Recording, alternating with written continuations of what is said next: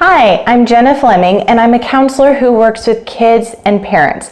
My goal is to help you enjoy a family life that you love. And you have reached a video that is geared to help you with a free downloadable tool on my blog. If you haven't found that yet, go ahead and visit my blog. You can get it for free instantly. My website is jennaflemingcounseling.com, and if you go to any of the blog articles, just look to the right hand side and you can sign up for my newsletter and to get the guide that helps with handling difficult behaviors. So let's jump into it. Go ahead and download it now, and I want to walk you through with a little bit more explanation what each of these pieces are really talking about.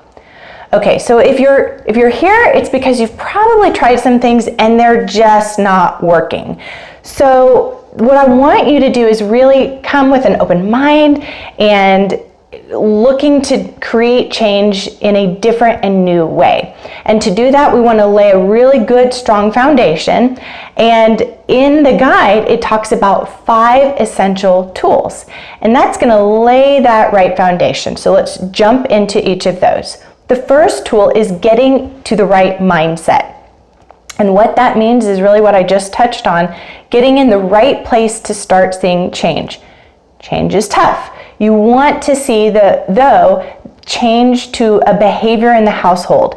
And a lot of times that's more than just your child's behavior, because we all impact the structure in our families and the system in our family. And so what your child is doing, you probably have a reaction to that, or your spouse does, or your other kids do. And so it's more than just changing your child's behavior. It's really creating a bigger systems change in way of looking at things. So your mind needs to be in the right place. And so often we are running on these negative scripts like, I've already tried everything. I already know that, or that doesn't work. I've tried this time and time again. It doesn't work with my kid. There's something wrong. He just won't do anything. Or it's all so-and-so's fault. My spouse doesn't back me. All of those negative mindsets are setting you up for failure, setting your child up to continue doing the aggravating stuff that they're already doing. And so even though it's hard, even though you've tried some things, even though you really, really have been putting in effort and you're not seeing progress, I want you to get your mind cleared of all that clutter and focus on the fact that you want to see change. And so you must believe that change is possible, that good things are coming, that your child has amazing worth and potential, and they can do this, and so can your family. Okay, the second essential that I want you to really dig into is your core values. And that, honestly, that could take a long time just tackling that. Your core values, of course we all have values. We want responsible, healthy kids, well-adjusted, and so forth and so on.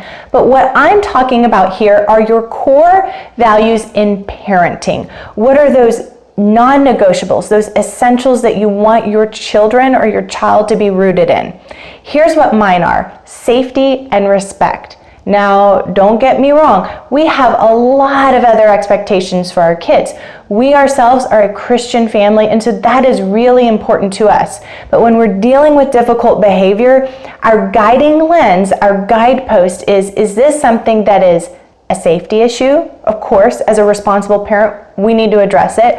Or is this something that is a respect issue, and do we need to address that? And it can incorporate tons and tons of things. In fact, most of what parents have to deal with really fall under those too. But I'm not here to tell you what your values are. You need to decide them on your own. And here's what I suggest. Make it short, simple, easy to remember, but incorporate a lot of things, kind of like mine did. Okay, the third tool is to practice meeting your children's needs. What are you talking about? Of course, you're always meeting their needs. Giving them clothing, love, care, all of those things are so important. But what we don't realize is that as human beings, we have so many emotional needs, and sometimes our physical needs aren't being met, but we don't know how to articulate that. Here's an example. Can you think of a time when your child acted naughty or kind of bratty or really difficult because they didn't get enough sleep? They needed a nap. Or, if they're a teenager, they've been staying up too late, or not a teenager. Can you think of a time when your spouse, or anyone else in the family was super grumpy because they were hungry or hangry, right? Those are those physical needs that sometimes we don't always really recognize, but we need met.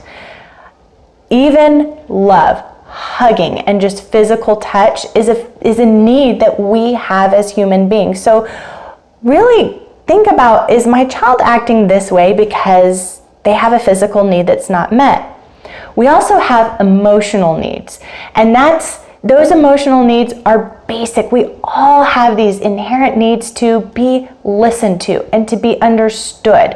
A lot of times children's behavior is really communicating, hey, I want your attention, or I'm feeling a little out of control. There's so much change and I'm really anxious and I just need more control in my life. And so you can help meet those emotional needs by proactively giving into those in a positive way, in a healthy way. Your child, sometimes, a lot of kids will go about getting that emotional or physical need met, but in the wrong way, and it's really aggravating. So really take a look at that.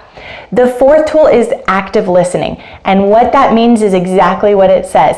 Active listening, not speaking, advising, counseling, but really trying to get into your child's mind and understand what it is they're saying. That is a core to the center of what we as humans are all desiring. We have this need to be seen, listened to, and understood. And so if you really practice this pretty deep skill of active listening, you will see so much improvement, not just with your child and your relationship, but with the whole family. And so what does this look like? It looks like being present, physically and mentally. We often are thinking about the answer we want to give, or we're waiting for that pause in a conversation to interject our agenda, our ideas, or our thoughts. And so I want you to back away from that. And active listening is temporarily putting aside any of your agendas and really getting to the heart of what your child or whoever it is in front of you is saying. The outside piece of what they're saying and the inside piece of what they're saying. So here's an example. Your teenager is spewing stuff all over the place, and you really get yourself quiet, centered, and listen. And what you hear is that they're really stressed out about school and feeling overwhelmed with all of these assignments that they're behind on. And so you could reflect or say back to them something like, sounds like it's really overwhelming. You have a lot of stuff to do and you just need help kind of sorting it all out. Could be right, could be wrong. But what it does is it shows to the person you're trying to understand. And often they will clarify if you don't have it right. And I'm telling you, the best thing is it truly gives you insight into what's really happening between you and your kid. The fifth essential tool is to build strong accounts. And what that means is essentially a way of describing this thing with all relationships, which is trust. If trust is broken down in a relationship, there's going to be a problem in the relationship. And you can sort of think about every relationship having this invisible account of trust. And it's built up by things we do together, time we spend together, listening. That active listening piece is going to add to the trust account. Special little things that are just between us, like crazy high five sequence, or maybe you've been going out on special dates with your spouse or your kids or whoever it is. But building up that trust account is really just giving special attention, really investing in the relationship and being there. That's what a healthy trust account is, as well as being consistent, being truthful, and being open with that person. If you and your child who is struggling with their behavior do not have a healthy trust account, it's going to be really difficult for you to make real behavior change. You might get some temporary compliance with a lot of anger and resentment, between you and your child. That's not what we're after. We're after healthy relationships and real positive behavior change. So think about it. Do you need to invest a little bit more in that relationship before you start tackling on the behavior changes you want to see? Okay, so that was a lot. I know. And you could really dig into these and just stop right there. And investing in these 5 tools, I believe you would immediately start to see some shifts and some changes in a positive direction. But you came here because you want specific behavior tools. And that's what the next section is. I call it the problem planning worksheet. And all it is it's a guide for parents to use for tackling those really tough behaviors. Okay, so now as we jump into this section, I want to give you some really important advice. And that is this. Do not, I repeat, do not try to tackle every single little thing all at once. Why? Because you're likely to set yourself up for failure.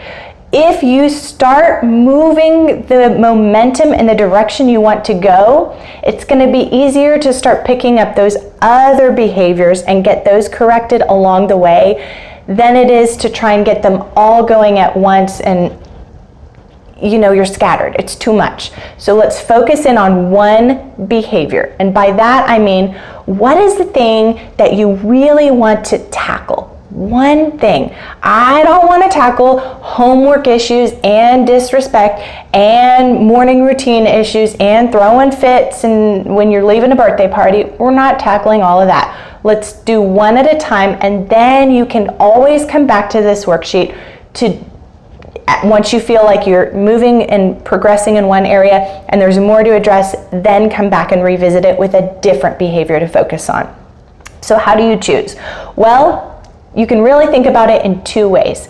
Number 1, you could choose the behavior that is creating the most disruption to your life. Or, like I say, where would you get the most benefit in your life if this were gone? Here's an example. Let's say you have a toddler and they aren't sleeping in their bed at night and it's creating a lot of disruption and you are losing sleep, which means that during the day, you have less patience, you have less energy and less focus to be the best parent you can be. Even though your child may also be having some wetting during the day accidents, and even though there may be some tantrums when you're out, shopping or at other areas, your best bang might be to focus on the sleep routine because there'll be so many other great benefits. Now, let's say, though, that the one area you might see the most benefits or the biggest area is so big it feels overwhelming. Well, then don't tackle that one. Your other choice is to go with what's the easiest to work on. At least it's going to start giving you momentum, which then will ease up some of those other ones. So it really doesn't matter what you decide to tackle. You have to decide what's right for you. But I do think that your best bet is to focus on one issue at a time. Okay? Now, in the problem planning worksheet, it guides you through basics, and it's organized like this: A, B, C. These are behavior basics. The A stands for antecedent, or what happens before the behavior that you're worried about is happening. B is the behavior, what's happening during the undesired behavior. And then C is for consequence, or what happens after. Now let's walk through those a little bit. We'll go through those briefly. And really, I think it seems like, I already do these things. Now, remember, right mindset. You may be doing these, but I want to ask you, is what you've been doing working? If not, then you need to do something different. And that's really addressed in the first part, A, the antecedent. What's the behavior you want to address? How have you been handling it? And is that working? If it's not working, let's do something different. You might want to scrap that method altogether. You might want to keep some of it and add things into it, or just make simple little tweaks and shifts. So if you go through there, I want you to look at the next section talks about prevention, and there's a checklist to go through. And what that does is it walks you through a lot of what I just talked about and a few other things to make sure that it's the right behavior to address, meaning, is this something that's a priority? And that goes back to your core values. Is this appropriate for me to address? Meaning, am I expecting something that my child is not developmentally ready to have? Or do I need to scaffold or teach them this skill? More than likely, a behavior is going to either be communicating a need, right? We address that, or it's something that your child has not learned yet, and you are your child's first teacher. So what do? You focus on teaching them. They may have learned, they may be ready to learn that behavior, but they may have learned some really bad habits to get what they want or to do those things. For instance, maybe they have bad habits in social skills. So your job is to teach them the skills that you want to see more of. And that prevention checklist might be, hey, I'm going to stop right here because we actually need to be helping our child by, here's an example, making a list of expectations in the morning before they come out and have breakfast. That's the point where we're always struggling in the morning, we're running late, and I'm always harping on, do this, do that, and so forth and so on. And so I'm gonna do this and help teach them, and that may address the behavior. I don't know. Now, be warned, just like sitting in the same pew at church is real comfortable. It's sometimes easy to go over to the other side for a couple of weeks, but eventually you kind of mosey on to where it was comfortable. Know that that's true with all of us. And if your children seem to make progress 1 week and then a couple weeks later it's back to the same old trick, that does not mean it didn't work. It means we are humans and we're creatures of habits. So you say, okay, let's go back and let's try this again. And you might need to do it with a new little shift or new twist so that it stays fresh and relevant. Okay, so really be proactive. You'll notice that's the biggest part in the problem planning worksheet, is that A, antecedent or prevention. Prevention is the best way to deal with behavior. I cannot say that enough.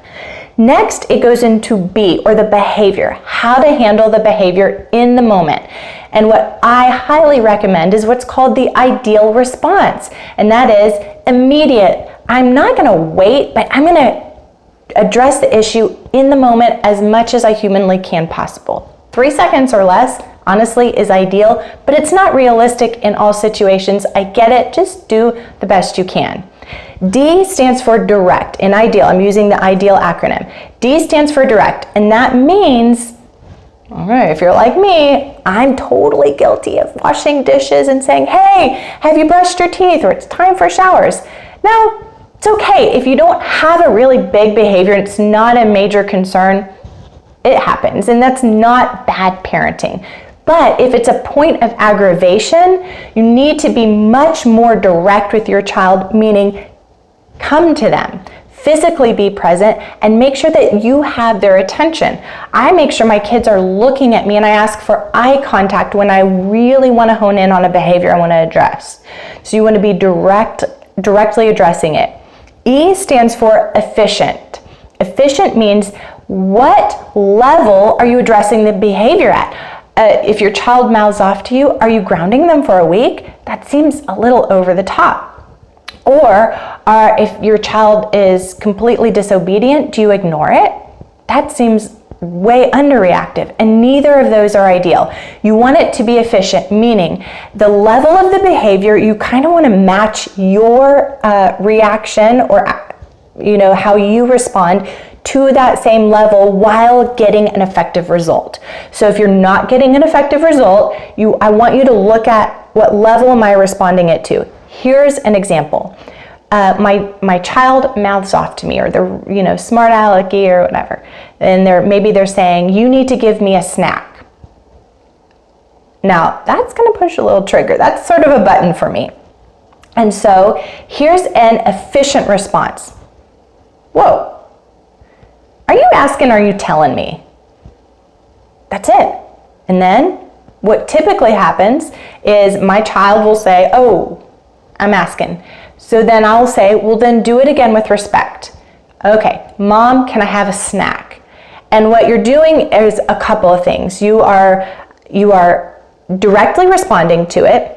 It's efficient. I'm not blowing up, because then what happens is now it becomes a battle about something that has nothing to do with respectfulness, which is the issue we're dealing with. We're not dealing with snacks, we're dealing with respectfulness. And I want to focus it on respectfulness. And I had my child redo the behavior in what I wanted to see. And that spills into the A of IDEAL, which is action-based. Our focus is to be teachers, not punitive parents. And so we want our kids to learn. That doesn't mean we don't have consequences or expectations. That's highly important. But if the focus is on punishing constantly and not teaching, your child is likely to be more angry than learning better behavior. Okay, and then L stands for leveled at the behavior, not at the child. And that essentially means move on. They've learned it, you've addressed it, move on. We're not going to be pulling up baggage from the past to look into the future. We're moving forward and ahead, and as a new behavior comes up, I'll deal with it then. That's the ideal response. It's easier said than done, but I'm telling you, once you practice some of these things in action, and I highly recommend starting with easier behaviors because you're learning this too, you'll see great change that also helps you maintain a healthy relationship with your child. Now, the C to the problem planning worksheet is really about consequences. And essentially what that means is that our children need to be learning things in life, and in life with all of us, there's consequences. That does not necessarily mean punishment. It means something happens because of another thing. As a consequence to investing in my family, I'm going to see more positive outcomes. So consequences are not negative, they are not positive, they just are. And in consequences, we can think about two types, natural and logical. And that's what we want to focus on. Natural consequences are those things that happen naturally. They're sort of like gifts from God that teach our children without us having to do a thing. Here's an example. Your child stays up late at night and they're tired the next day. It's a natural consequence. I don't need to harp or lecture about it. They're already feeling it. A logical consequence is something that you create that has something to do with what the behavior is. An example of that is my story about having my child correct how they address or ask me for a snack. It's logical. It makes sense. To ground a child for being disrespectful, a lot of times doesn't make sense. You really have to use that. I don't necessarily say that there's one specific way or a right or wrong answer in situations. You really need to use your own judgment, but you do want it to be logical and make sense at the right level. Really, your job is to repair your relationships and maintain them with your child. Help your child to learn. And by providing a reasonable, consistent, and loving home, you're giving that to your child. You want to give them the opportunity to experience the learning from consequences. It's not fun to see people uncomfortable. And I often want to rescue my kids from learning things that are tough at school or socially. Now, be cautious in doing that. You really need to take a look at the age of your child. Are they ready to learn some of these heartbreaks or tough lessons? And if they are, you need to allow them to. By not letting our children experience any consequences that happen in life, we're really not arming them with what they need to be resilient later in life. We're actually creating these little people that are codependent on us to rescue them, and they just don't have that internal strength. So remember, we don't want to overdo it, but we also don't want to underdo it. It's that balance, and really that's what parenting is all about. High expectations, high support, and always being willing to shift along the way. I believe that you can do this. I know that your family is meant to enjoy life, and that behavior is not something that has to be all-consuming. If you're looking for more resources, I would love for you to subscribe to my newsletter if you haven't already. If you have, great. You'll see me visit your inbox about once a month. But you can also go online, and I have many articles that are written just for parents tackling these very types of complicated or kind of scary issues in life. Thank you again for your time, and I wish you the very, very best and a family life that you absolutely love. Thanks.